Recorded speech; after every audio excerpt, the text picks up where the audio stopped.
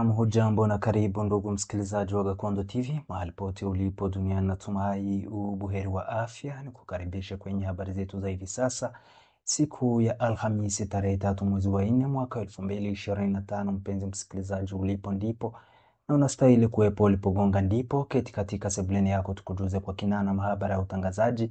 Basi ungana nami kwa habari zetu za hivi sasa. Jina langu ni Hosbon Dagiro, na nikukumbushe kama hujabonyeza alama ya subscribe, waweza kubonyeza ili uendelee kuona habari tunazo kuandalia kila siku. Habari zetu za hivi sasa tutaangazia nchini Jamhuri ya Kidemokrasia ya Kongo, jinsi hali ya vita ilivyo kwenye uwanja wa mapigano dhidi ya waasi wa kundi la M23 na serikali ya Kinshasa, huku wakiendelea kushambulia wapiganaji wa AFC M23 Twirwaneho kwenye sehemu ambazo wanaweza kuzimiliki hivi sasa. Ni mapigano ambayo yaliwaacha wapiganaji wa AFC M23 Twirwaneho kudhibiti sehemu nyingi za Kivu Kaskazini na Kivu Kusini. Hivi sasa tutakuwa tukilejelea habari jinsi ilivyo mashariki mwa Kongo. Muktasari wa habari. Ukaguzi mkuu wa fedha IGF uliripoti kushuka kwa mapato ya umma na kukadiria upotevu wa mapato ya forodha kwa 9% kutokana na kuanguka kwa mji wa Goma na mji wa Bukavu kudhibitiwa na wapiganaji wa AFC M23 Twirwaneho. Ubelgiji ulikuwa ukikatakata kuwa hawana wapiganaji wao ambao walitumwa nchini Jamhuri ya Kidemokrasia ya Kongo. Siku hii ya leo wapiganaji wa Ubelgiji wameweza kupigwa vikali na wapiganaji wa AFC M23 sehemu za Walikale, 8 kuanguka kwenye uwanja wa mapigano na ndege 2 kuangushwa. Hizi ndizo habari ambazo tunarejelea kwa muda si mrefu. Tuanzie Walikale.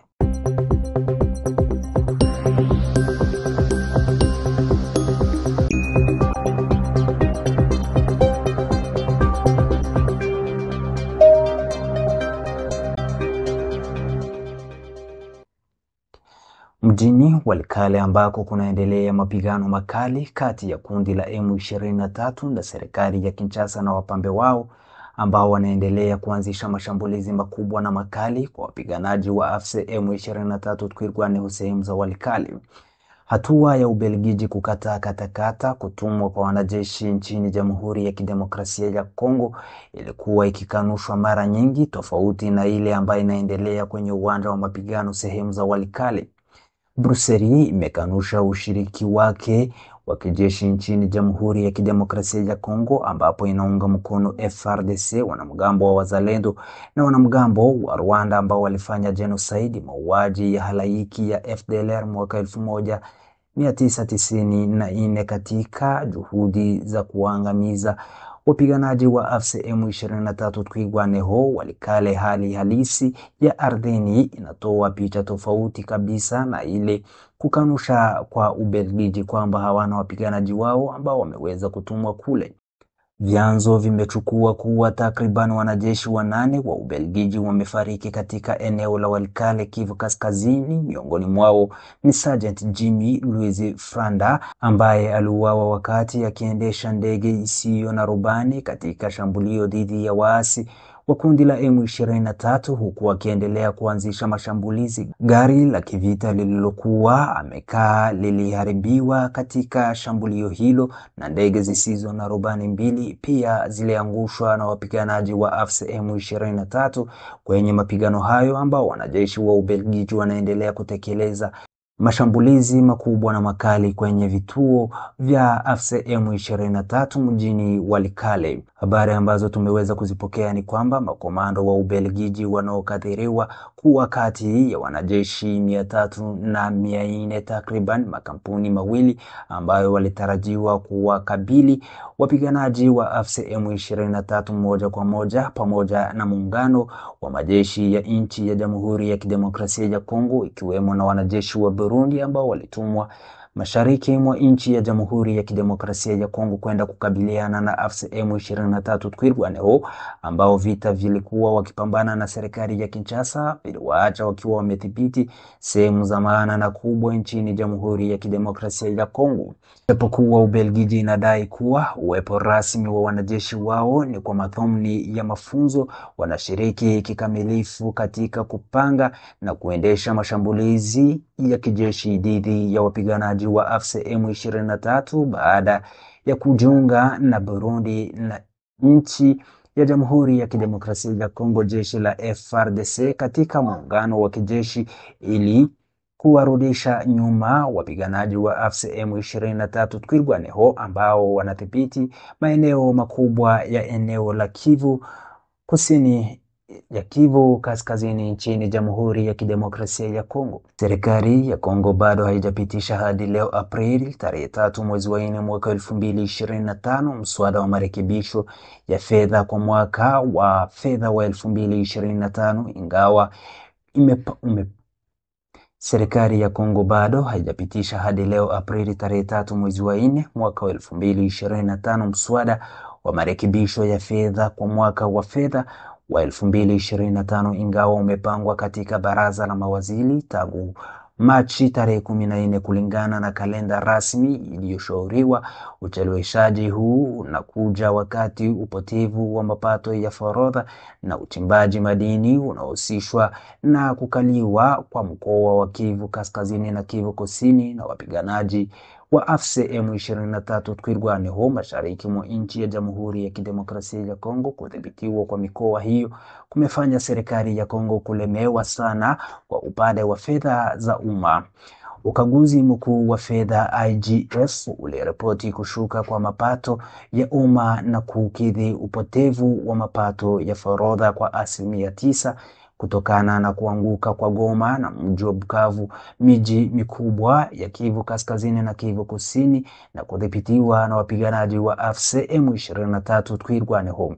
Ratiba ya kukamilisha bajeti ya pamoja ya mwaka 2025 iliyotiwa saini na waziri wa bajeti Emeboji Sangara Banyirue alitoa dhidi ya maandishi hayo na tume ya uchumi ya serikali mnamo Machi tarehe 10, ikifuatiwa kupitishwa kwa baraza la mawaziri mnamo Machi tarehe 14, kisha kuwasilishwa kwa ofisi ya bunge la kitaifa mnamo Machi tarehe 17. Mapitio hayo yalikamilika Machi tarehe 31. Baadaye kufikia sasa hakuna mawasiliano rasmi ambayo yamefanyika au yamefanywa kuhusu kupitishwa kwa maandishi hayo, ilhali kundi la bajeti linatakiwa kudhibiti maamuzi makubwa kama vile kuongozwa maradufu kwa malipo ya wanajeshi na polisi nchini Jamhuri ya Kidemokrasia ya Kongo, gharama ya kila mwaka ambayo imekadiriwa karibu dola milioni 800. Hizi ndizo habari, mpenzi msikilizaji, tulikuwa tumekuandalia kwa hivi sasa. Jina langu ni Hosbon Dagiro, na nikukumbushe kama hujabonyeza alama ya subscribe, waweza kubonyeza alama hiyo ili uendelee kuona habari tunazo kuandalia kila siku, nikikutakia kila laheri.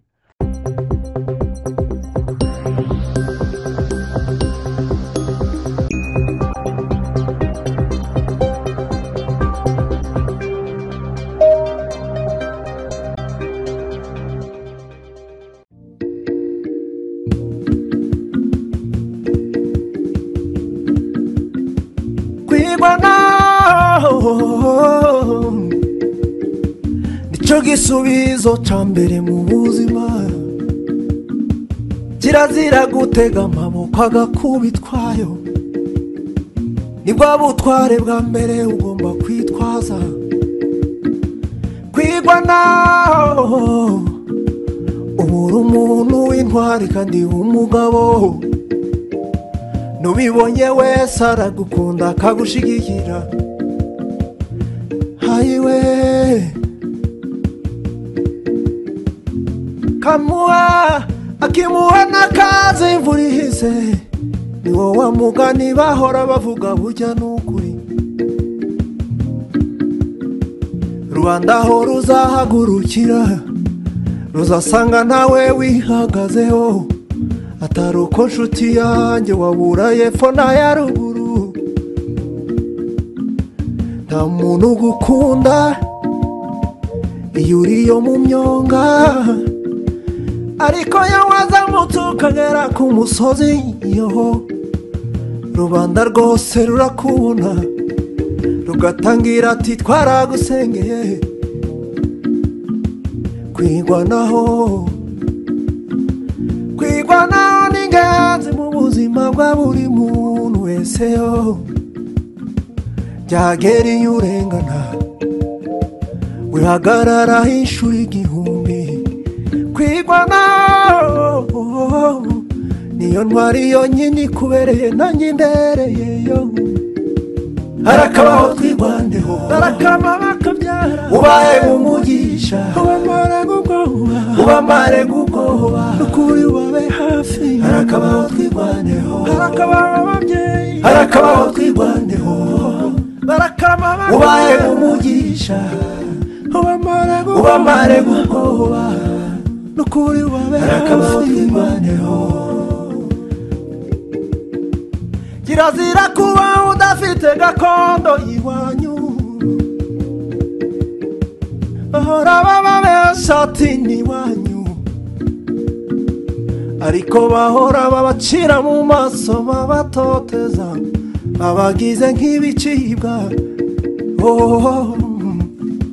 harakabaho twirwaneho harakama bakabyara ubaye umugisha ubamare gukoba n'ukuri wabe hafi harakabaho twirwaneho imbabazi n'ubumwe